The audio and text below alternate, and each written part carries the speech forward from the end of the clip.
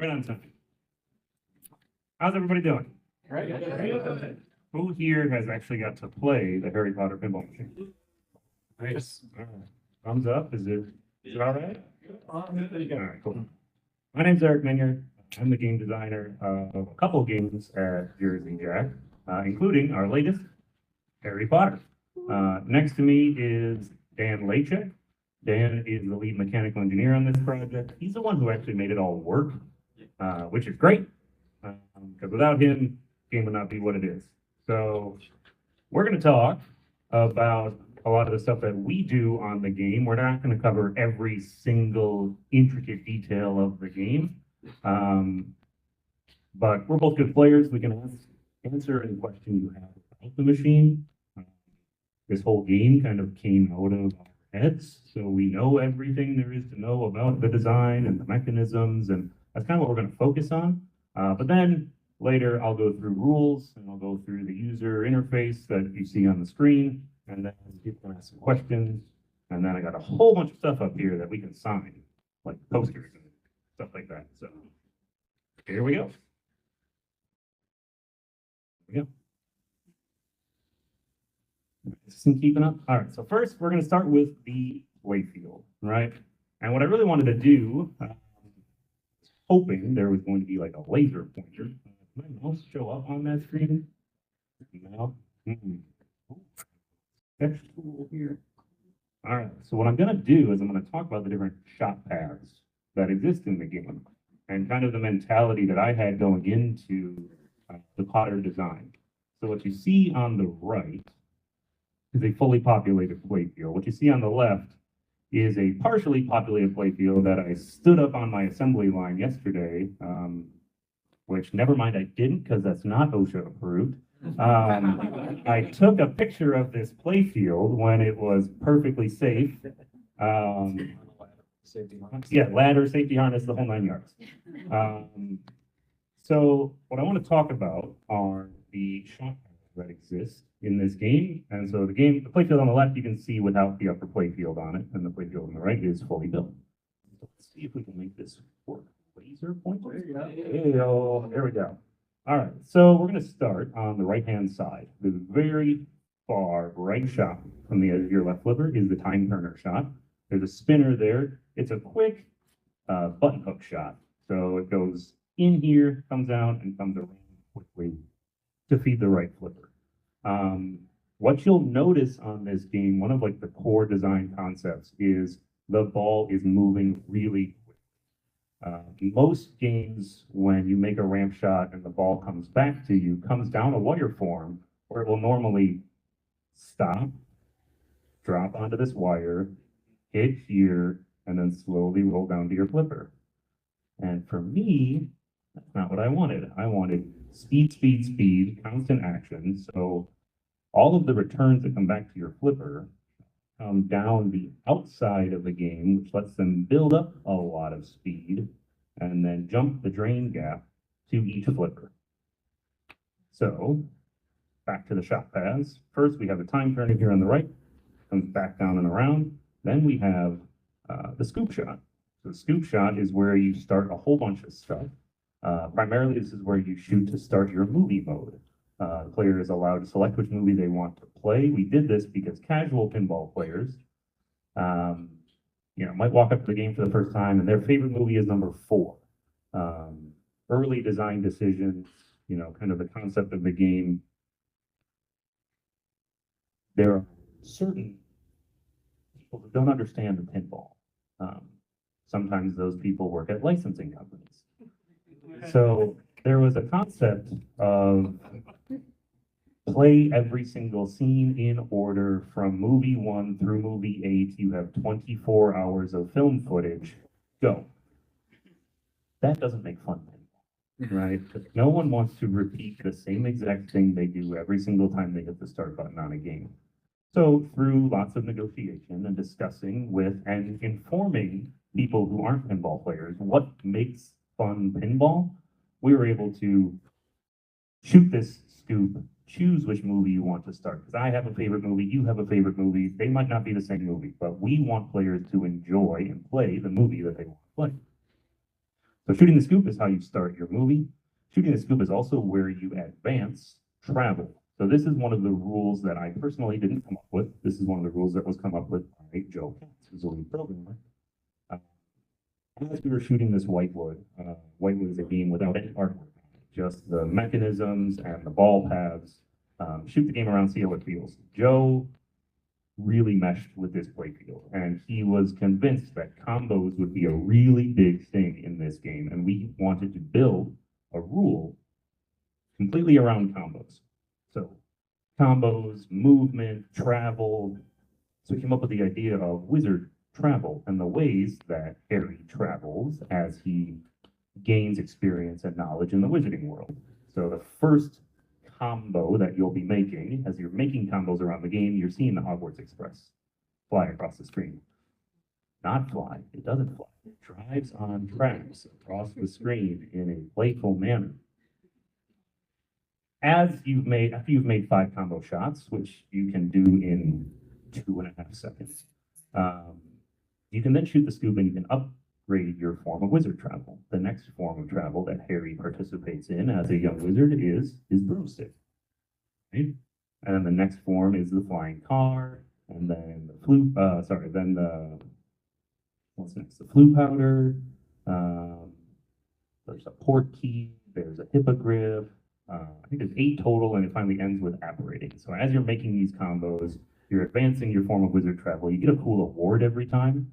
So you'll often notice the first time you shoot the scoop, you've already made a ton of combos. You've got your movie ready to go. You shoot it in there, and you see these cups gathering on the screen, right? Which is a very iconic scene from the final film, maybe it's the 7th film, when they're in Bellatrix's vault, and there's something called the Geminio curse. Which nerd here knows the Geminio curse is? All right, what is it? The duplication. The duplication curse. So we use the duplication charm, which is Geminio, instead of Gemino, the Gemino curse and the Geminio charm. And yes, I'm probably the biggest Potter nerd in this room. So they're different. One is good and the other one is bad. So we use the Geminio charm, but we use the film footage of the Gemino curse because it's very iconic. That was another thing that we had to massage with our licensing partners. So that is our playfield multiplier, right? It's really cool to have those cups. And it's sort of a risk-reward thing because, yes, you're getting double points, but as you're getting your double points, the screen is filling up with these cups and you can't see your score and you can't see certain elements of your UI. And it's, again, kind of a risk-reward. You're still earning double points. So that's the scoop. Movies, combos, Geminio charm, and a wizard. Next shot, we have under the upper right flipper. I have a soft spot for shooting under a upper flipper. To me, that's a player control diverter. You can always make that shot. You can choose to shoot under there if you want. And if you've seen some of the other games I've made, there is one of those on every game that I've made. Next is a shot that is not technically directly shootable from a flipper, but it is shootable by 5 or 6 different ricochet shots. So you can hit off the Ron targets into the cauldron. You can hit off the Hermione targets into the cauldron. Several of these targets here from the upper flipper will reflect into the cauldron. It's a really fun area of the playfield that would normally be just a dead bounce if it were a ball guide. Instead, I opened that up and left a pathway into a subway that goes under the playfield. And that's where we earn potions. So if you shoot in there a couple times, you get the potions. And standard concept in pinball is something called a mystery award. You shoot it into a scoop and you're given some random award. We wanted to have a semi-random mystery award. So what we'll do is on screen, you'll see 3 different potions. There's one on the left ramp, there's one on the middle ramp, and there's one on the right orbit. Whichever one you shoot first locks in which mystery award you are going to choose. Shoot it 2 more times to unlock that award. To me, that's more interesting than just some random list. Again, player gets to choose, and they can, I'm really close to getting, cashing out my combos, so I want to get max combo, or I want to get an extra tilt warning because Eric shows me that nudging the game is a good thing, and I nudge the game, and I keep track of my tilt warnings. They're right there in the out lane, right? That's where they belong, so you can see them. So lots of different potion awards that you can earn. All right, next shot is the right orbit. And the right orbit is one of those fun shots that is very divertible. All right, so shooting the right orbit usually comes around under the upper play field and then screaming down this left return lane to your flipper. I have seen many players completely whiff when it comes back to the lower left flipper because it's coming so fast. So keep your eyes peeled for that. But that right orbit can be stopped by a magnet right here. Then that rolls down into this vertical up kicker, which can kick either to the wands or to the top of that staircase, which can go a whole bunch of different places. Which leads us to the next shot, which is the staircase. So the staircase is this wild, crazy mechanism that we'll go into shortly, that Dan made work and spent so many hours.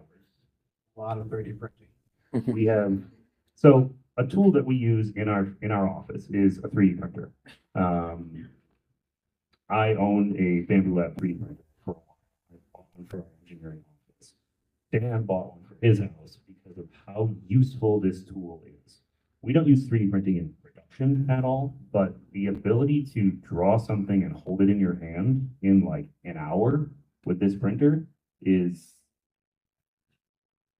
the value is incalculable because I can iterate and I can iterate and I can iterate 4 times in a day versus waiting 6 weeks to get a part from a vendor and then realizing it's not right and we've got to change something.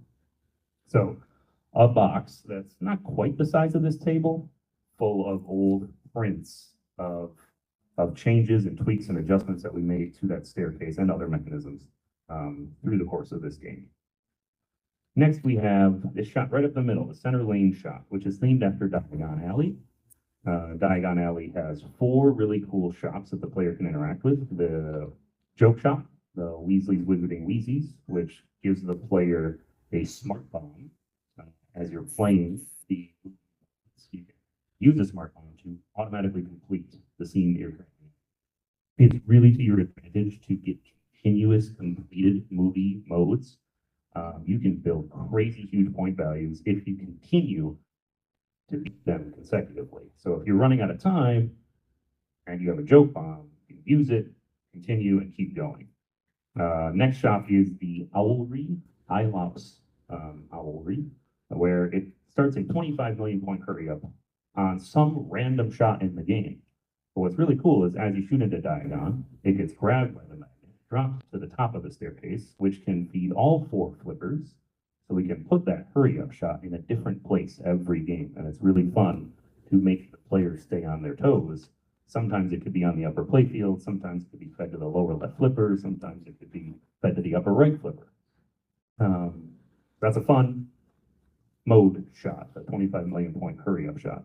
The next shot is Flourish and Blots, which has, it's not a bad thing always, a video mode in pinball. It is very short, and what you're doing is you're learning how to cast a spell. So you go to Flourish and Blots, you're shown a spell, and you have to memorize it. And it's like a Simon Says sort of thing, left flipper, action button, right flipper. And if you complete it, you earn some big points. You earn which Horcrux is found in Flourish and Blots for the first time. The locket? Not the locket. The diary. Right.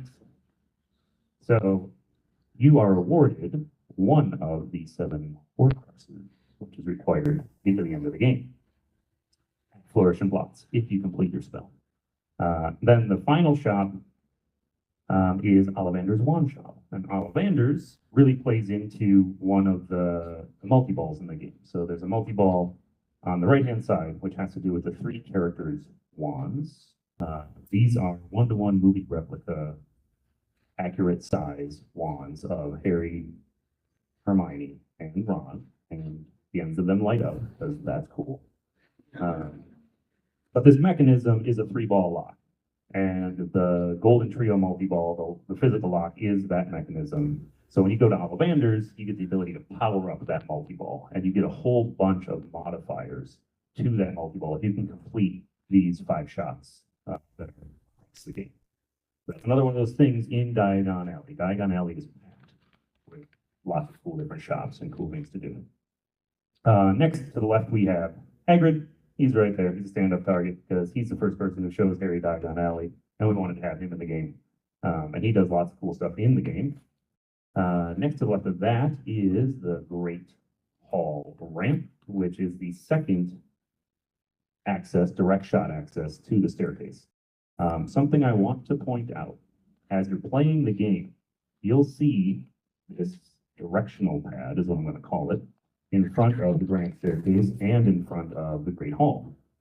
The light that's flashing is going to tell you which direction the ball is going to go after you shoot that shot. So if it's flashing to the left on the staircase and to the top on the Great Hall, if you shoot the Great Hall, it'll end up going to the top, to the back of the staircase. If you end up shooting the grand staircase, it will go to the left, which is red, and color coordinated will come down to the red flipper. The blue will be the blue flipper. The green will be the green flipper. And of course, those are 4 houses. So the yellow flipper is actually up here on the Quidditch pitch. But back shots feed the pop-over area, and the other 3 shots will feed those color coordinated flippers. Next shot over, we have the Death Eater, which has a fun ball mechanism in there. There's a kickback, there's a drop target. They work in tandem that when you shoot a ball into the Death Eater, they shoot it back at you, and they're not too kind about it. So be on your toes.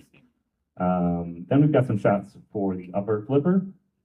So we've got an orbit shot here that'll feed, that's continuous, that you can loop. But when the fancy strikes us, and by assigning the programming team, there is a light that hangs off the side of this left ramp that says Secret Passage. And if that light is lit, then the diverter that's buried under that upper playfield will divert, and the ball will then come down and feed this left return lane. We have a post here in the left return lane so that we can stop the ball there. We can play videos, we can give players instructions. So a lot of the shots that we have around the game are able to be stopped so we can show video, we can show content, but most of them are not stopped. And that's something that I, as a game designer, really want to make happen. Shots that can change direction, change path, and change end state make the game a lot more interesting to me versus I shoot this, it comes right back to this flipper every single time. Next, we have an allies target. So if you hit allies, there are 2 shots on the game, Dumbledore's Army, and then the Order of the Phoenix. It will light up those 2 shots. You're able to collect members of those 2 groups of allies, and there are 4 modes buried in there. There's Luna Loves Loops. There is Lupin. There is Heart's Desire, which is the pop bumper mode. And so if you look closely at the playfield, I don't think I can zoom in. How much does that zoom? Oh, yeah, there we go. So that insert right there, many people called me in a panic. This insert's backwards. It's backwards. It can't read it right. Like when you build the game and you're standing in the player's perspective and you look at the back of the game, you'll see the Mirror of Erised. And in the Mirror of Erised, you'll see the words Heart's Desire spelled correctly. And Hagrid's Hut rendered correctly, because right now that whole back of the playfield is mirrored. So no, the insert is not incorrect. It is mirrored intentionally because you're looking at it through the Mirror of Erised. All right, a couple more shots. We've got a quick loop back shot that goes under the left ramp from the upper flipper. So that is the library shot. Comes back down here to the left flipper. Finally, the left ramp, which feeds Quidditch. Quidditch is a playfield onto itself. There are 3 major shots up there. There's the U-turn ramp. Comes back around and feeds this flipper again. There's an orbit with a spinner on it. And then one of my favorite shots in the game is on the very tip of this flipper. You can shoot off the playfield onto the main ramp into the back of the staircase and you can go in one of the staircase paths. Finally, let's see, we've got the Hermione targets right there, Ron targets right here. And then Harry is the in lanes. I think that's the playfield in a nutshell. Oh, oh yeah. All right. So, in many JJP games that I've worked on, there are ways to save your ball in the outlanes. And there is a mechanism in the right outlane called tail that we'll go into in just a little bit. We'll be talking about next. And there is a drain lane game in the left outlane themed after Fox, the Phoenix.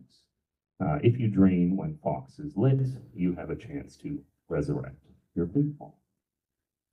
Is that everything? All right, what's next? Slide. All right, so we're going to go into mechs now, and we're going to start with the staircase in all of its beauty. Looks a little different. Right. So the inspiration for the staircase is a really fun thing. I have two sons. I have a 10-year-old son and a 7-year-old son. And we were playing this marble-based game where it's more of a logic puzzle than a board game. You have a certain configuration of these stacks of plastic. And it says, here's point A where you start, you drop a marble in the top, and here's point B where you need to end, and use these 4 configurations to make it happen. And I said, holy cow, that's a pinball mech. I just need to make it happen. And then I took that game and I gave it to Dan, and I'm like, you need to play this so that you understand where my crazy head is going. We 3D printed these blocks, and I'm like, this is what I want to do. I want to be able to shoot into here. Wait, laser pointer. I want to be able to shoot into here, have it come out of one of these, and then also drop the ball in here and have it come out of one of those. And that was the inspiration for the staircase. Not only that, but he said he wanted each level to rotate independently. So when he brought that up, and I looked at it, and I was like, "Eh." So we did some iterations, and we talked about it, and it turned into what we have now, where it was one level that turns with a platform on top. So it kind of acts as 3, but we don't have to do some 3 different rotating levels. Right. Important things in pinball design. So I grew up as an operator. I've been working on games since I was a wee lad. My parents owned over 100 different arcade accounts when I was a kid. I never had a babysitter. I was always with mom and dad whenever they were working, and I learned how to fix games. And when I design games, I want to make them fixable. So Dan, as we were designing this together, right, it has to be able to go together easily, be able to be taken apart easily. So this mech, if you need to get to the gear inside, there are 3 screws that are completely accessible with a Phillips screwdriver from the top.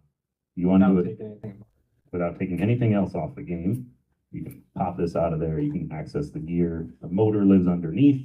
So you can see it, touch it, check the connectors, all of that. It's all very accessible.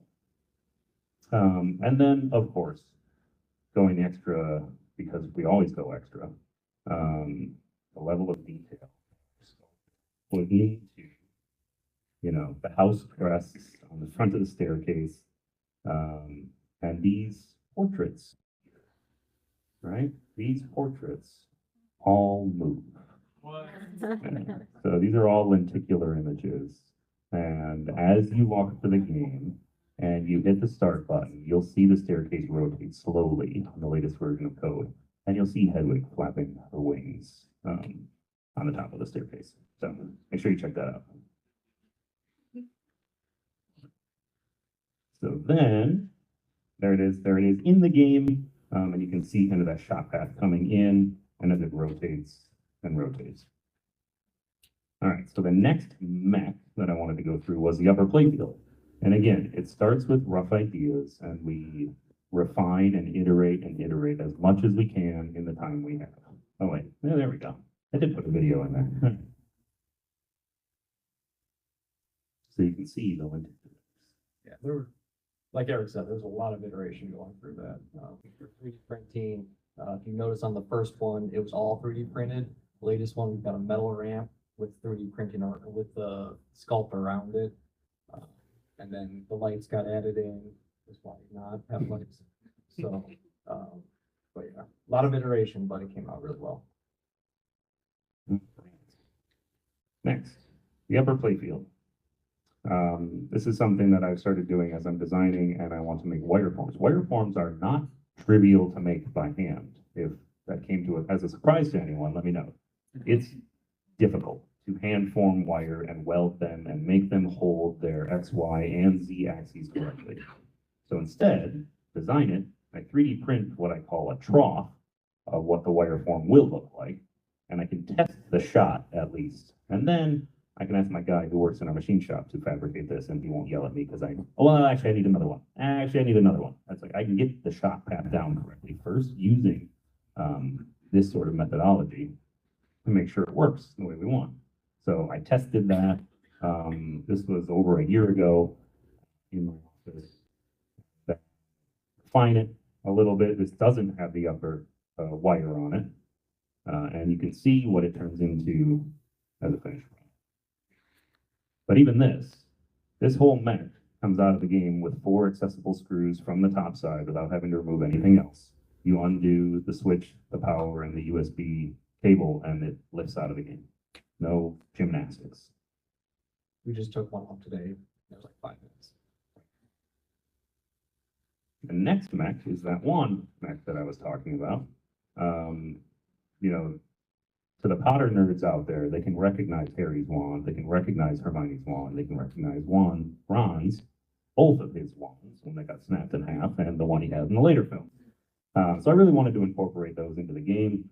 We had this idea of putting the golden trio in there, and that was a discussion that we had to have with the licensor, because that's not a term that's used anywhere in the films, but it is a term that's recognized by Warner Brothers, and so we were able to key that term into our game as the golden trio multi-ball and use it.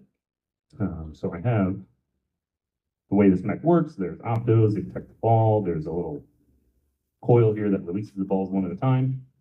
They drop through the cauldron, through the playfield, into the subway, and then come out.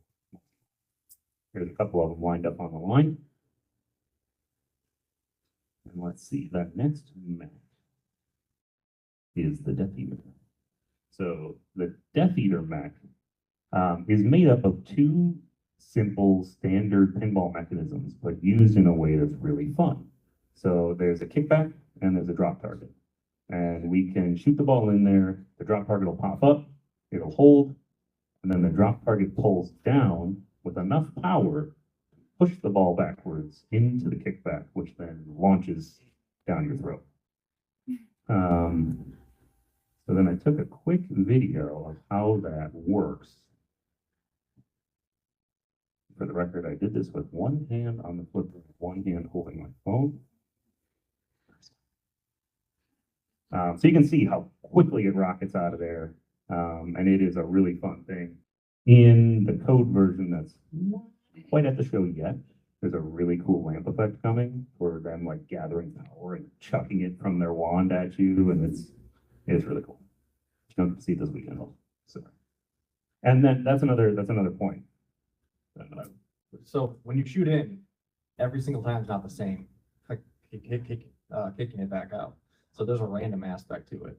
So you don't know if it's going to come flying at you like lightning or if it's going to come a little bit slower. So it keeps you on your toes.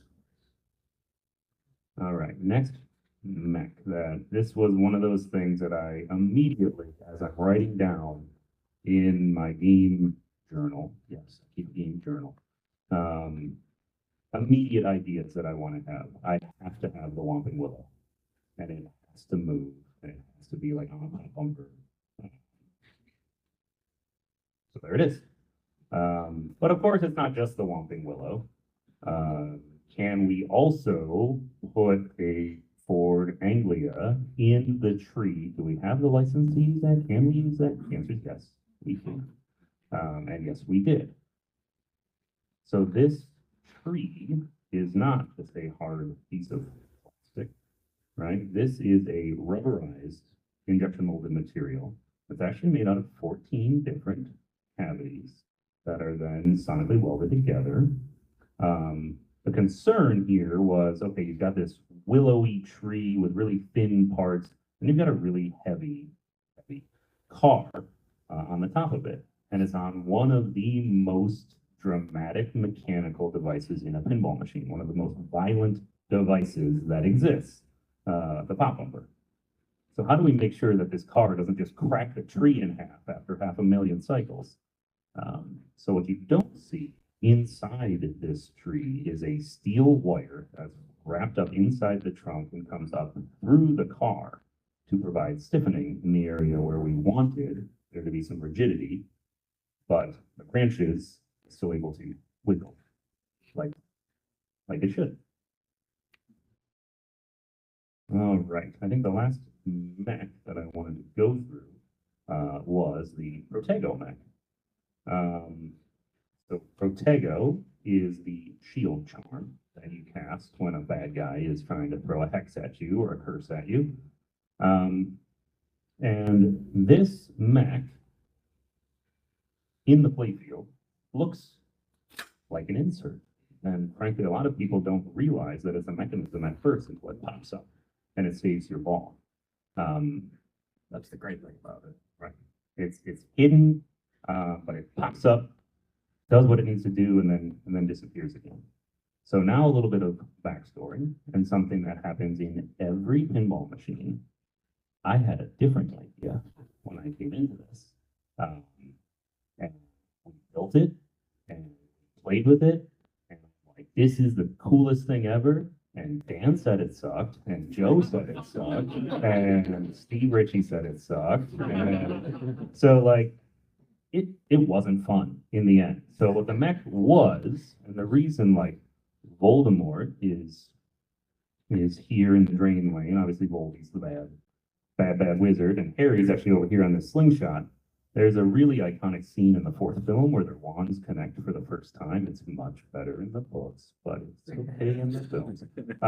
Where their wands connect, and then there's like this battle of wills back and forth, and they control this like beam of power, and there's this like glob of energy going back and forth. And that was the mech that I had. And it basically moved between draining your ball easier when Voldy is winning, or saving your ball easier when Harry is winning. The problem was the amount of space that it could move was like, you can't even see it. It was like, Anymore, it just creates ball traps. 3/16 of an inch. But then, yeah, if it was any less than an inch and a 16th, it's a ball trap in either direction. So this cool idea that, again, we spent time on, we spent engineering resources building, I thought it would be really cool. When we implemented it, we're like, it's not very fun. What can we do instead? And we came up with the Protego Mech, which is a lot more fun, and really good theme integration, and an interesting change to the original idea that we had. And that happens in every pinball machine. There's not a game out there that has ever been made that comes out exactly as whomever designed it originally thought it would, right? There's always variables that come in. So that, I think, is all of the mechanism, physical design stuff. Anyone have any questions about any of that yet? When you make your test ramp, what material were you printing with? So for quick, simple stuff, we print with PLA, but bamboo printer can do any material. So I think I've done carbon fiber at home, but again, I did some of the staircases in ABS. we're really doing it for fit and form, not like high density life testing, right? Because it'll shatter. I did print once wire form by itself, and it was it's so pretty, and then I shot a ball at it and it exploded. So that's why I did the troughs, and that works a lot better. All right. So the next part of our little presentation here is oh wait. There we go. So when Protego is lit, it'll be flashing. And you light Protego by spelling Harry, the inlanes. It's lit at ball start as well. All right. So next, I thought it could be fun to go through some of the very simple, easy to understand rules in this game. So again, if you look at this from the 30,000-foot view, there's a lot going on. But there's 8 movies. There's like 60 characters that a lot of people can name or have tattooed elements of them on their body. And I didn't want to leave anyone behind. I wanted all of the scenes, all of the characters, all of the creatures and monsters that everyone knows and loves. I wanted them all to be a part of this. And so we as a team did our best to ensure none of those scenes were left behind. So part of the original design, right? How do you incorporate 24 hours of films into a pinball machine? So the way that we did that is by starting with picking your movie.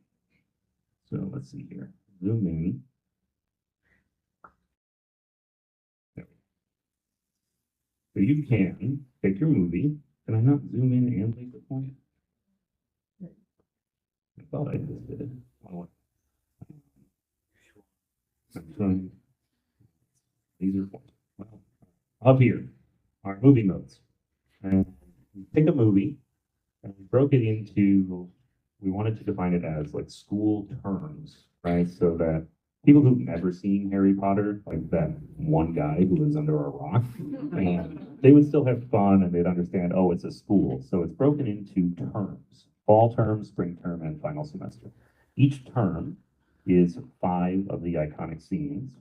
So fall term is 5 of the scenes from the first, whichever movie you picked.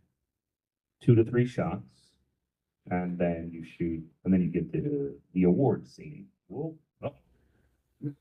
Don't. Ruh-roh. I need power. Do we have those? It's on the floor. Room nanny?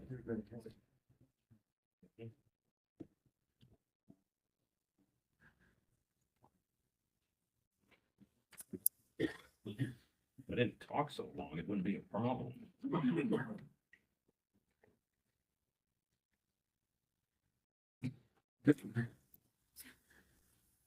Yeah, that box number right there.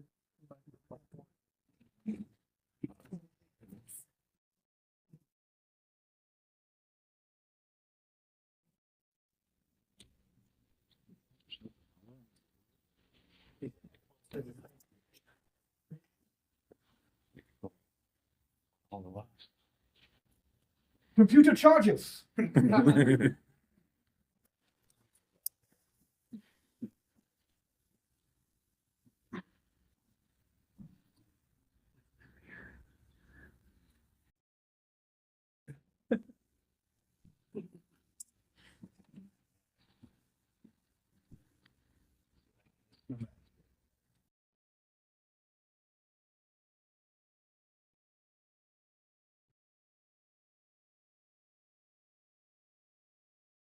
All right, so I was talking about movie scenes. Thank you. So every movie is broken down into 15 to 18 different iconic scenes that players know, and they have. Hold on, we're not live yet. There we go.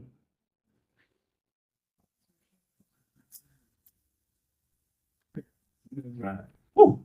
Rico. We'll just put that out. So we wanted to put as much movie content as possible. We wanted to have these things go in order for a specific movie, not movie 1, then movie 2, then movie 3. So you pick a movie, play through 5 scenes, that's your fall semester. You play through the next 5 iconic scenes from the second half of the movie, and then you shoot the scoop one more time to start your final exam. Final exam is the culmination of the film, and the scoring in that is dependent on how many of the first 10 scenes you complete. If you complete enough scenes, you're earning elements of the Deathly Hollows. The Deathly Hollows is one of those wizard modes. that you'll learn.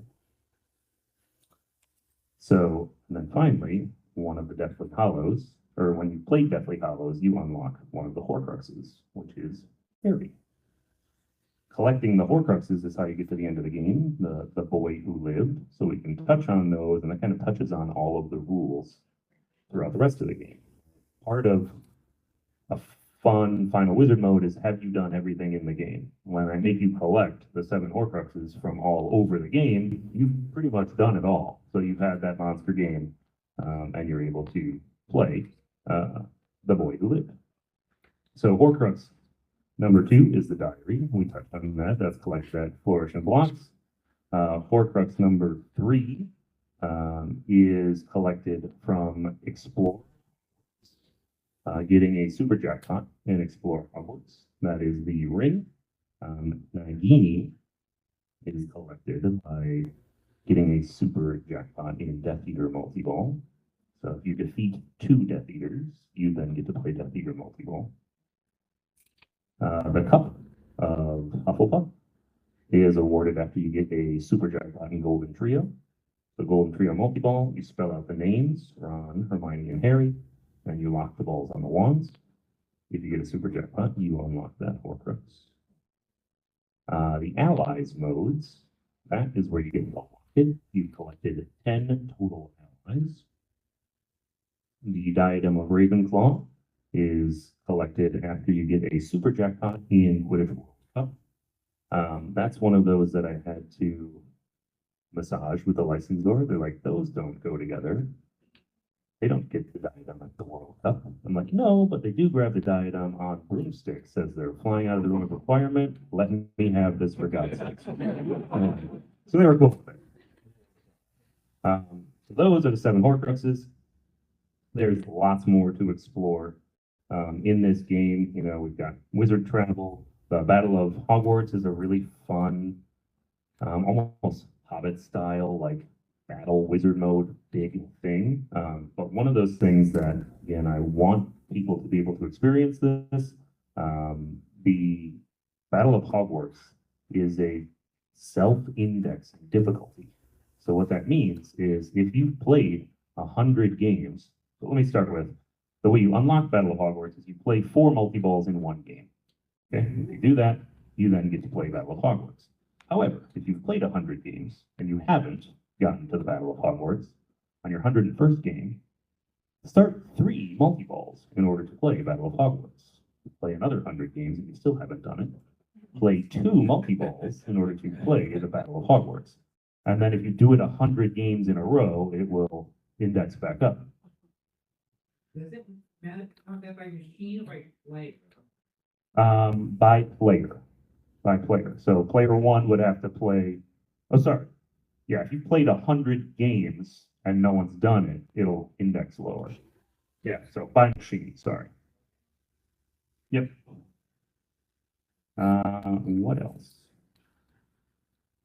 What other rules have I not touched on? Owl's multi-ball. That's a fun one. That's kind of like mini wizard mode. If you get all the way through a final exam, movie mode final exam, you get to take your OWLs, which is a really fun scene in the films. 5th movie when the Weasley twins. There's some really fun lamp effects. 2 red dots going around rails, like chasing a little pink dot as it goes around the hot rails. Joe had a lot of fun with the light shows on that. And then I think, right, there's a lot there. The last thing I'd like to touch on is the user interface and kind of like how that works and how you design a user interface in pinball. The idea here is the player should be able to glance up and immediately know exactly their progress on all of those like 47 different modes that I just showed you guys all at the same time.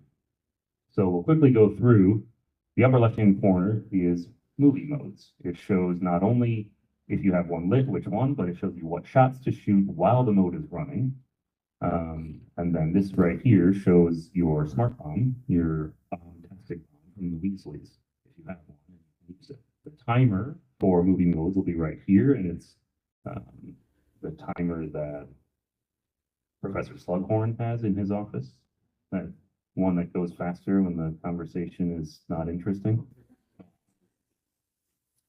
Next area over in the user interface shows how far along you are in Explore Hogwarts. There are 8 banners to collect before you can start Explore Hogwarts multi-ball, so those drape down from the ceiling. You can see your progress there immediately. Upper right-hand corner shows your progress in Diagon Alley. Once you've completed the word Diagon, and we spot most of the letters that can start, you see which shop you're currently in. Next, along the right-hand side is your current bonus objective. The way that bonus works in Potter is there's one objective currently lit that you're collecting bonus for. You can change that when you hit the action button. You can also change it when it goes into the shop behind the flipper. Next area over here is the golden trio. You can see the characters. You're trying to spell out their names. When you have their ball locked, their Patronus is sitting behind them. So you can see state, if their name is spelled out, and if they have their Patronus, how close you are to starting golden trio. Quidditch area is over on the left-hand side. The very first time you get to the upper playfield on a game determines your position on the Quidditch team. Now, what that means is all game long, you're scoring Quidditch points when you have a Quidditch match running. If you go up there and you rock the house and you do everything you're supposed to do the first time, you're the seeker, and you get a huge multiplier at the end of your game. If you shoot up there and you flub and you don't hit anything, then you're the beater on the team. And don't get as big of a multiplier. So, first time you get up there, make sure you do what you need to do. Quidditch matches are really fun. The golden snitch flies around the playfield the whole game. Sorry, the whole Quidditch match. Every switch, shot, and target has a little snitch in front of it.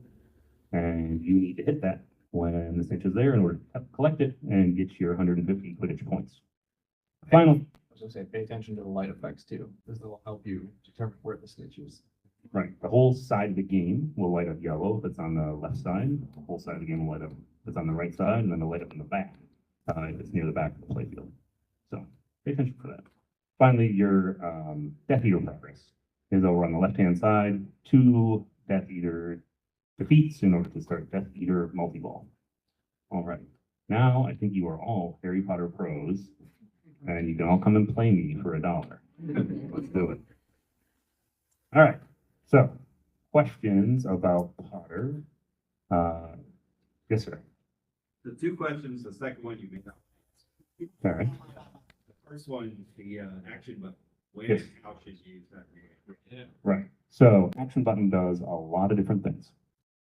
At game start, it will allow you to pick your skill shot. All right. Skill shots have different game objectives or rewards if you can hit them, right? Like if you hit the Harry lane, it'll complete Harry, his lock will be lit, or same for Ron, or same for Hermione. Once you've completed a skill shot successfully, it opens up a whole bunch of other ones, which you can then go on to choose. Overwhelming casual players is not what I wanted to do, so I kept it limited the first time. So that's action button number 1. While you're in game, you can use the action button to change which Diagon Alley shop is currently lit. And it also changes what bonus objective you're currently going for. And then finally, it uses your Bombastic Bomb while you're running a mode, but it's also used during the video mode. So there's a couple things. The Bombastic Bomb, why would you use it? So Bombastic Bomb auto completes the current scene that you're playing. So if it's on a really hard shot, or you're running out of time, but you've already done like 4 in a row, that multiplier is huge. If you want to keep going, you'd use the Bombastic Bomb. Second question, real quick. So 2 games on the game, 1 on the Wizard, 1 on CE, so Mhm. probably 5 or 10 minutes total playtime. Love the game. But a well-known pinball personality has indicated, he shows his love by criticizing the game, has indicated that the challenge is everything is happening at once, and there's not enough focus on individual nodes. Okay. Aware of that feedback, and is there anything you plan to change? Sure. So on my games, historically, every single multi-ball was stackable. That is not the case on Potter. Every multi-ball is individualized. While you're playing a multi-ball, you cannot start new things. So you can't start a Death Eater fight. You can't start Luna mode or an allies mode. And then I will further say we're on 0.73 code. Hearing that sort of feedback, hearing feedback from shows like this helps make the game better. Certain personalities, I don't really give a shit about what they think. But hearing from customers and fans about their experience and what it could be better, right? I listened to Triple Drain podcast like on the way down here, and Tom's a great guy, he's a friend of mine. He had some great feedback, and we hear those things, and we want to make the best game possible. We've made the best game we can up till this point, we've shown it now to the world, and can't really change the mechanics at this point. But Joe and the rest of my programming team can improve things and change things and allow the end user to change things. Something that I don't think a lot of pinball players do is ever go into the settings and change the game so it plays the way they want to play. You want to have a 60-second ball saver, turn on a 60-second ball saver. If that makes the game more fun, you do it. I don't care. You're not going to offend me. You bought the game for 15 grand. Do what you want. Right? So we really encourage you to play the game you want to play. And we have hundreds of settings that you can adjust and modify to make the game play the way you want. I played one of the games, lit extra ball. Have no idea how I did it. So Sure. you address that, and then the other one is the game changer. I don't think you talked to me about Right. that. I didn't talk about that. If I'm playing and I'm playing with my wife, she's really good. I'm terrible. So can you have different for different people skill set on the Yes. game changer? So let's start with question number one, extra ball. There are a bunch of different extra balls buried in the game. You get one by defeating a Death Eater. You get one by advancing to, I think, the second level of Wizard Travel. There's another one in the potions area. Another thing that I tend to do when I design games is I make extra ball shots really, really hard. Not sorry. But as we were play testing Potter, and it wasn't just me and Joe playing, because we were hitting the extra ball shot. We wanted to. And it's the under the flipper shot. You pull up your flipper, you shoot it. It's done. It's simple. It's not simple. Not for everyone. When we started letting other members of the team and people not on the team, casual players play it, we saw our extra ball percentage was about 2%. Little low. And I'm like, oh, okay, let's make it a little easier. So now the first extra ball that you earn in a game can be collected by shooting any subway entrance. So that's scoop, that's under the flipper, or that's the potions cauldron shot. Every extra ball after that, you got to earn by shooting under the flipper. And then Game Changer. So Game Changer is a new concept that we developed for this game. And the first implementation we have for it is the game comes with a set of 3 QR codes on keychain, on your game's keychain. Easy, normal, and wizard. So if you start a game, you hold up the QR code in front of the camera, it automatically sets the rules to easy, or normal, or wizard. Game defaults to normal. What that does is it makes all of the objectives in the game set to that difficulty. So, for instance, right now, when you play, you walk into the game, it's normal. It takes a minimum of 3 shots to start Explore Hogwarts multi-ball. You've got to complete the directional pad in front of the staircase and the ramp in order to qualify the multi-ball. Then you got to shoot the staircase to start it. The wizard, so again, you hit the start button, you put it in front of the camera, you see your score change color. Gold for wizard, silver for normal, bronze for easy. On wizard, you have to complete the entire directional path. So that's 9 shots for Explore Hogwarts multi-ball. On easy, that multi-ball's lit at game start. There is a lot more we can do with that. I mean, turning on ball saver, making that right longer, adding time for modes, making, you know, when you hit the Hermione target, instead of spotting 2 letters, it spots 4 letters. The objective here is that I can keep my ball alive a lot longer. I should play on wizard. My 7-year-old, actually, he's pretty good. Playing on easy, right, is something that I, as a really skilled player, can play on wizard. Someone else can play on easy, and they'll have a chance to beat me because they can get to the big points faster than I can. I might be able to keep the ball alive longer, but the objectives will be easier for them to accomplish than for me. All right. On the topic of extra ball, this isn't a criticism, it's more curiosity. Why is that one? Why is it? So that's a Jersey Jack thing that we've always done. And the reason for that, a lot of that reason has to do with my wife. My wife doesn't like playing pinball with me because I'll earn 9 extra balls and then I'll play for an hour and 45 minutes. And she's like, my ball is still, I'm still waiting to play my ball. So at JJP, I mean, and I joke a bit, but really skilled players can keep ball alive a lot longer. We wanted to even it out. We wanted players to go back and forth until someone's out of the game. Then they don't have to stick around anymore, right? They can leave and I can still play my 7 extra balls and it doesn't harm them anymore. So that's something we've done actually since Wizard of Oz.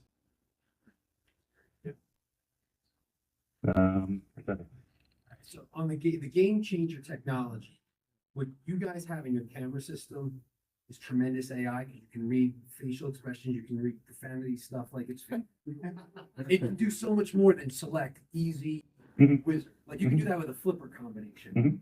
What are you guys thinking about in-house for recognizing players, sort of like a Stern Connect where it just sees your face and it knows, okay, there's Brian. Like what are you guys thinking about for next generation then? Lots of stuff. So Just wait. you will notice, right? Something that happened with Potter that's never happened before. Every one of your Jersey Jack games that's connected showed the Potter trailer before anyone else in the world. We're getting started. So I'm the biggest Pirates fan in the world. I Nice. always see. Nice. I think it's the best. If anyone hasn't played it, it is the best game ever made. Now I think, Eric, that what you did with the 5 movies in Pirates was just the beginning, and this is the extension of what you built then. Just taking like that, you were ahead of the time back then, putting those 5 movies in there. And you are correct. The extra ball in Pirates is impossible to shot. I've got a great story about that, which I can tell you later. We've got another question here, sir. My main thing's on the headphones. I've been sort of curious back and forth. I like to walk the machine to be able to use it. When I use my headphones, plug them in and hear my headphones in, everybody can hear it just fine. If you plug it in at home, just hear it.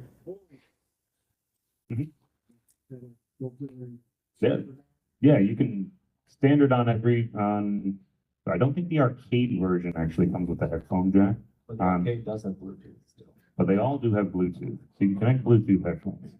And it is a setting to have it headphone only or headphone and speakers. All right. We got a question all the way in the back. Really always have a battle and another. There's normally a bunch of fathers on screen, but it seems that Jameel's not going off, but those fathers. So yeah, there's a frenzy mode called Potter Frenzy. It's a lot like ARG Frenzy. There are over 200 different voice clips of different actors saying Potter. And we thought it'd be really fun to say Potter, Potter, Potter, Potter, for every switch that you hit. So you get that by completing the Harry lanes, I think, for the 3rd time, and it starts Potter Frenzy. Green shirt? A bunch of your previous games, particularly like Pirates and Godfather, have created a lot of distinction towards picking a specific family or character. Harry Potter has a lot of characterization towards which house the students are a part of. And is there a reason that for Harry Potter of all genres, when a year or two ago they did the video game, and a big part of the video game was picking which house you got to choose, and that had a lot of positive critical reception. For this game, why did you shift from your other games towards picking like a Godfather house? In this game, you can't pick which like Hogwarts house you want to play with. It was certainly something during the design decisions. Do we want you to play as a Hufflepuff or a Ravenclaw? And what could their abilities or powers be? In the end, the direction we chose had a lot to do with we want to tell the story of the movies, and picking the house for the player wasn't something that was going to jive with the story of the movies that we were trying to tell. And I don't know if you can read between the lines on what I'm trying to say. Maybe you can't, but it wasn't an option for this game. How about that? Got the black.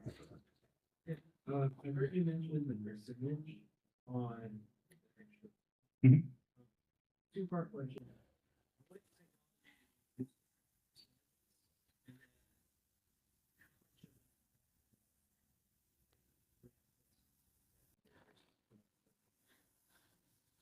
So we have basic audits in every one of our games, right? I know exactly how many times when I go to a game, I open up a coin door and I press the button that reads audits. How many times you press the left flipper button, right? How many times you've hit the drop target? How many times you've done simple stuff like that, but also some advanced audits, like how many times has the extra ball been lit but not collected? How many games have you done any multi-ball at all? Having statistics like that help me as a game designer designing more fun to play game, right? It's like, I want you to play multi-ball at least once. What can I do to lower the barrier of entry on at least one of them so that it's there right away when you're trying to play things? And that's where, to your point, like earning an extra ball, it was just on the travel combos for a while, but that kind of put it out there for a more advanced player, right? You got to advance combo, then you got to shoot the scoop, then you got to advance more combos and shoot the scoop again. When I invited some people in ahead of launch and they signed the non-disclosures and they, did all that stuff, casual players, they were just nailing the Death Eater all day long because it's within that 30 degrees between the flipper, right? You're hitting that shot all the time. So award what the players are going to do naturally and help them explore more of the game. All right. Is Game Changer going to come to previous games potentially? And if so, how far back? So we talked about it. Starting it with Potter was really dipping our toe into, is this something that players are going to enjoy?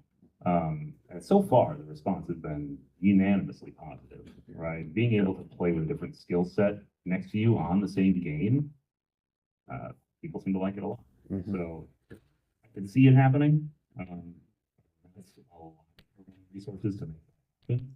And then figuring out how to implement it on the two games that don't have cameras is another one of those, right? Like Wizard of Oz and Hobbit, they don't have a camera system.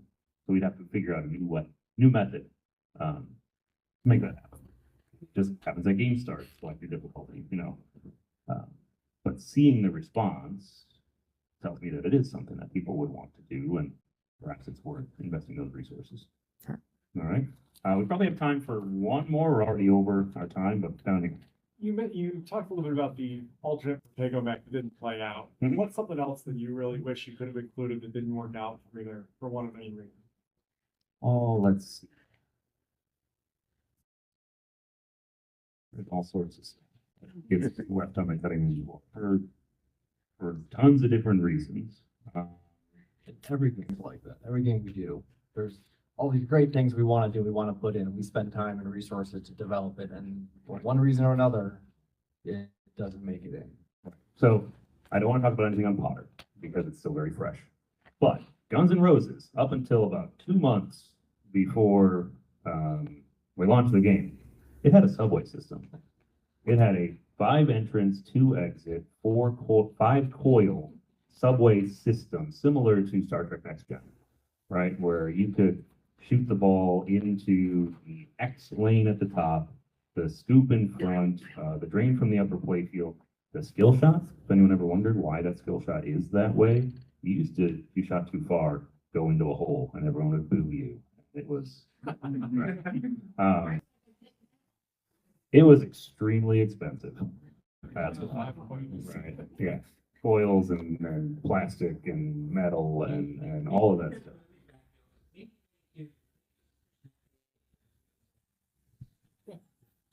They still do. They'll still boo you. But yeah, I mean, and that happens all the time, right? There's resources. At the end of the day, it's my job to sell pinball machines for the company and make the best game I can with the resources I have for time, budget, personnel, and mental sanity, right? So I think that's it for our time, guys. I'm happy to hang out until we get booted out to do autographs, things like that. Thank you. Thank you.